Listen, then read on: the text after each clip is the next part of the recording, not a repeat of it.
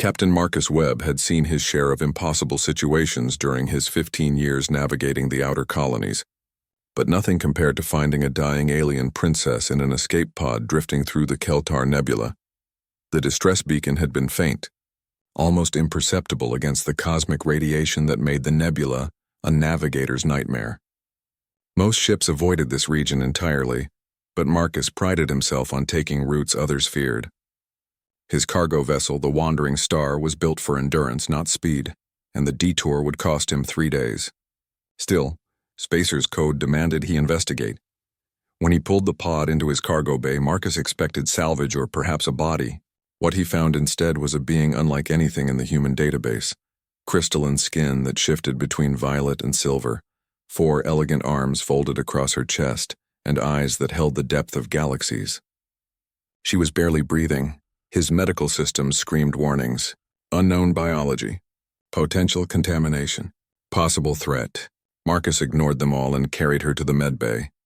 For 2 days he worked tirelessly, cross-referencing every xenobiology text he'd downloaded from the last trade station.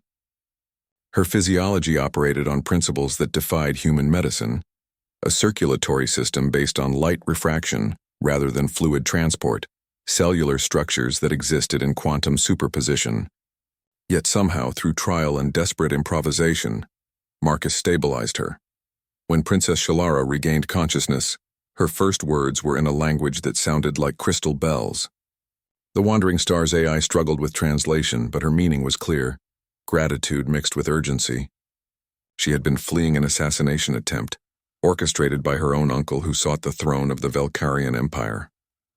"I must return home," she said, her voice gaining strength. "My mother, the Queen, believes me dead.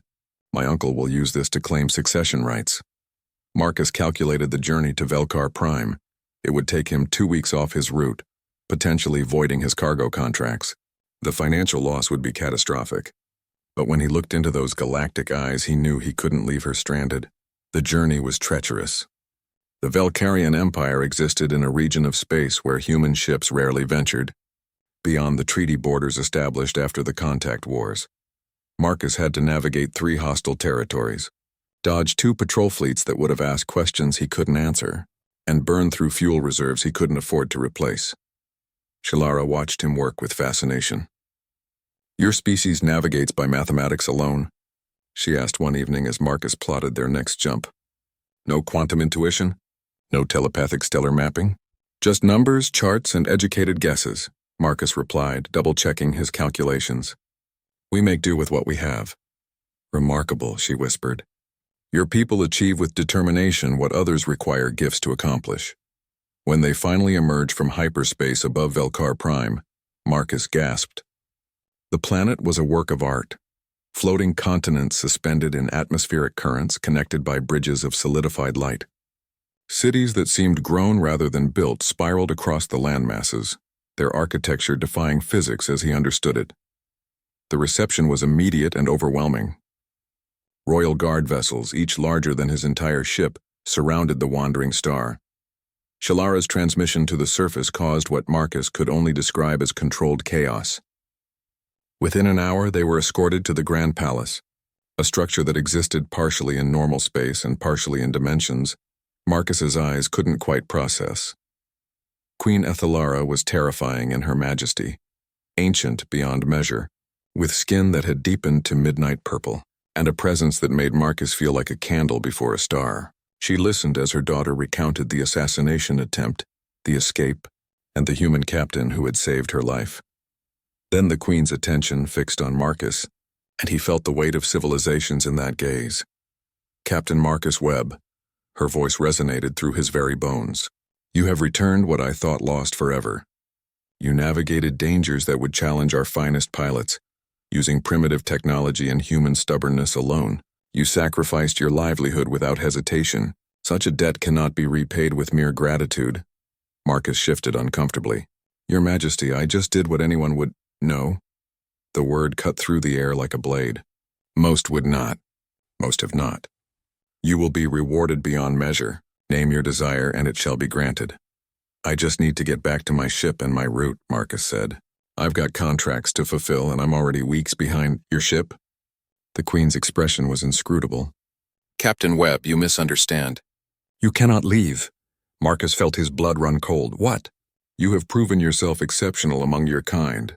My daughter speaks of your skills, your character, your resourcefulness. The Velcarian Empire has need of such qualities. The Queen gestured, and holographic documents appeared in the air. We name you Ambassador of Humanity, Protector of the Royal House, and Admiral of the Human Integration Fleet. You will command a vessel beyond your species' current technology, lead diplomatic efforts between our peoples, and serve as my daughter's personal guard. I'm just a cargo hauler, Marcus protested. I don't want...